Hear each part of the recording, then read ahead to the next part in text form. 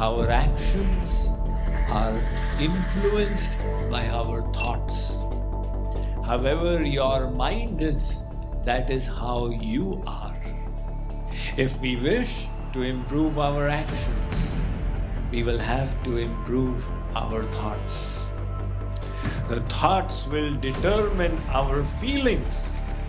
The thoughts will determine our state of being good or bad. And the actions we do will be determined by our thoughts. That is why it is now so important to improve the quality of the mind.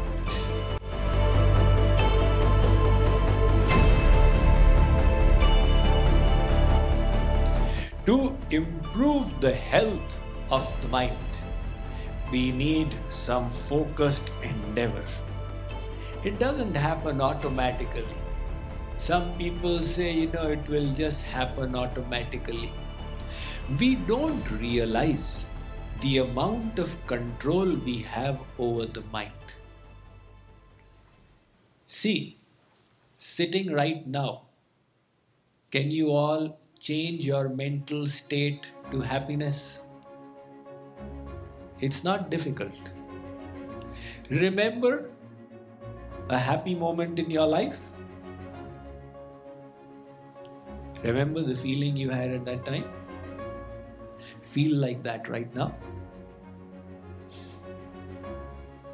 It's not difficult. In other words, if we wish to control the mind, we can do it. But we are not exercising this control. We are allowing the mind to control us. Now my mood is off. Now my mood is on. Now my mood is off. Do devotion? Swamiji, my mood is off. I have to wait till it gets on. What is the mistake being made here?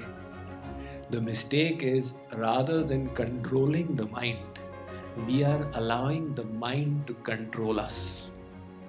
And that is the biggest mistake. Because the mind is not to be trusted.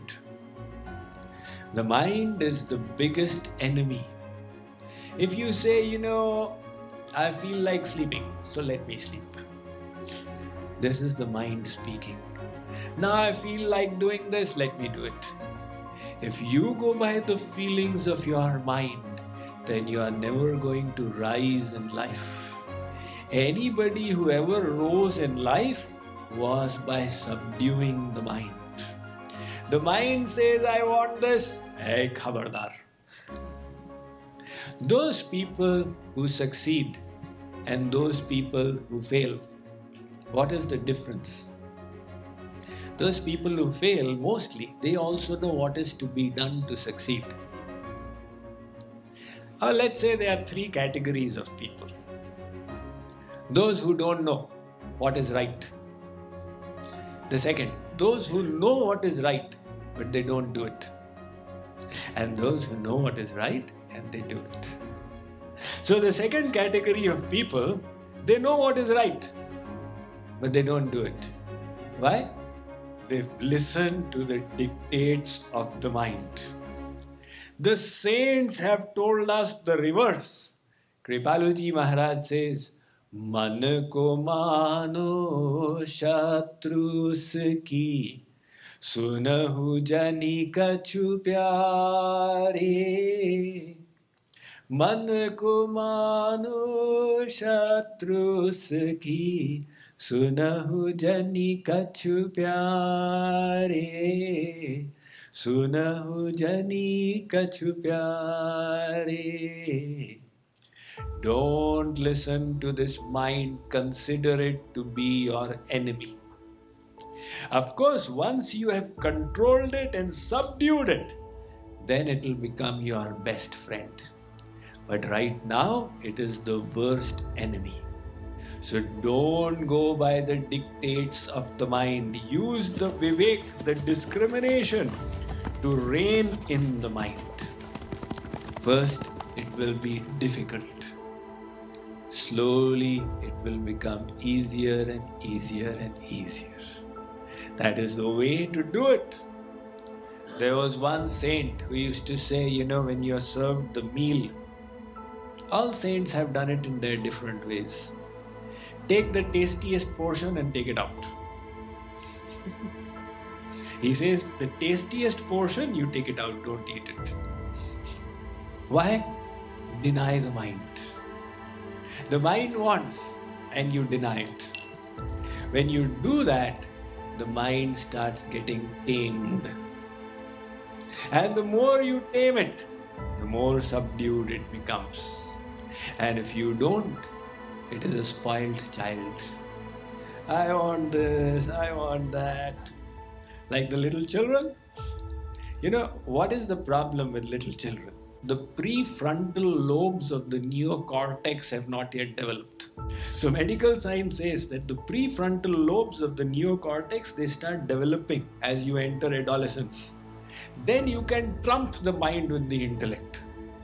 Before that, the child is dominated by the mind. Hence this terrible struggle. I want this, I want that.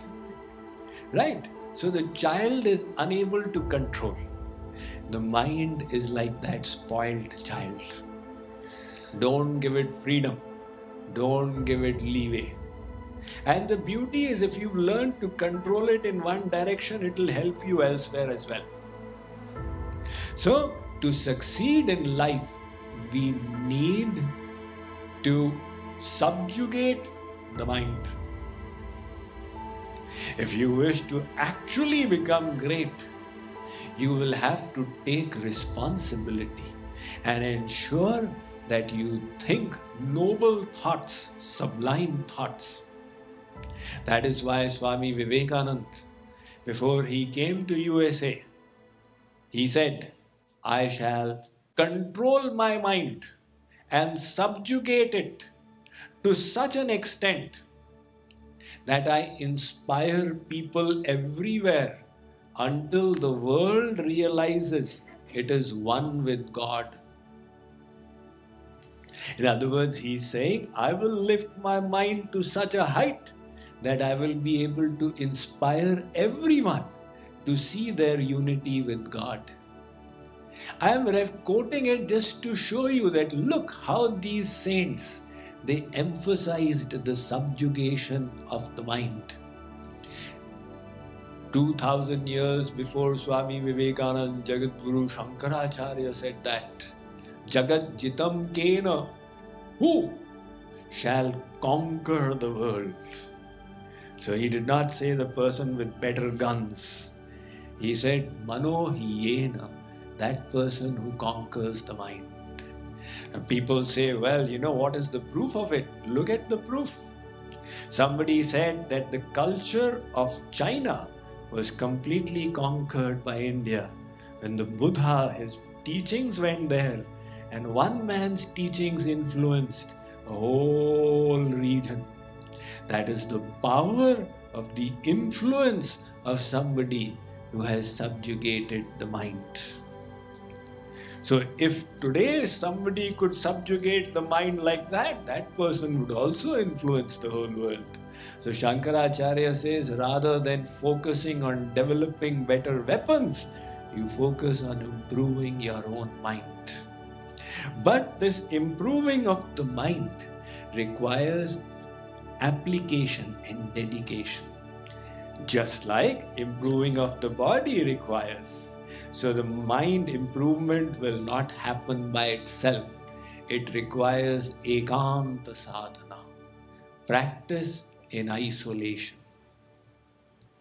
Later on, when it is at that level, no matter where you are, no matter what you are doing, the mind will be at that divine stage. Chandana vishavyape nahi lipate rahat bhujanga. The saying goes that the serpent is entangled on the chandan tree, but the chandan tree is unaffected.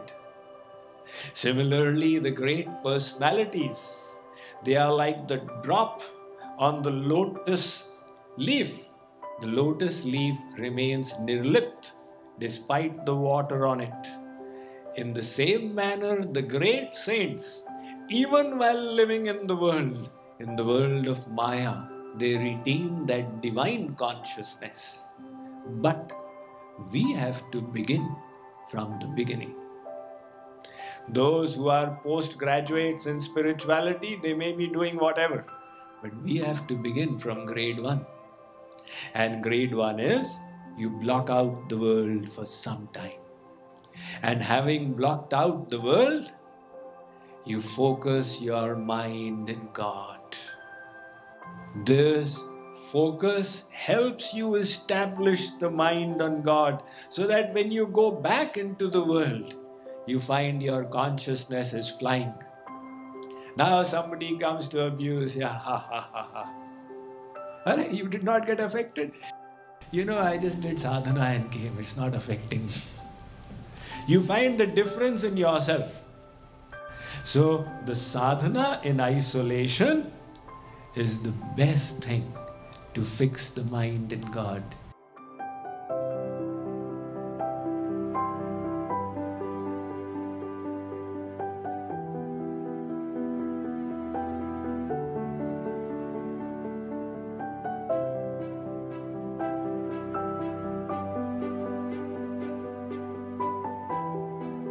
JK Yog invites you to our most delightful Guru Purnima celebrations from July 5th through 11th.